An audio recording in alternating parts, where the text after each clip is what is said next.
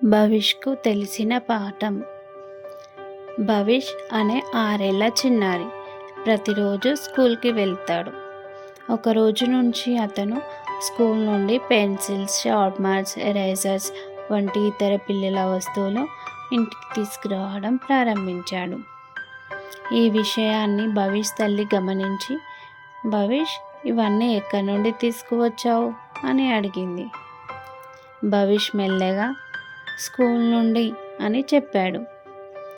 అప్పుడు తల్లి ప్రేమగా చెప్పింది, ఇవన్నీ నీవు కావు కదా, ఇతరులవి ఇంటికి తీసుకురాకూడదు, వాటిని నీ స్నేహితులకి తిరిగి ఇవ్వాలి.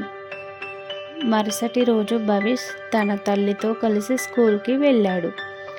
అక్కడ భవిష్ తల్లి టీచర్ని కలుసుకొని విషయం వివరించింది.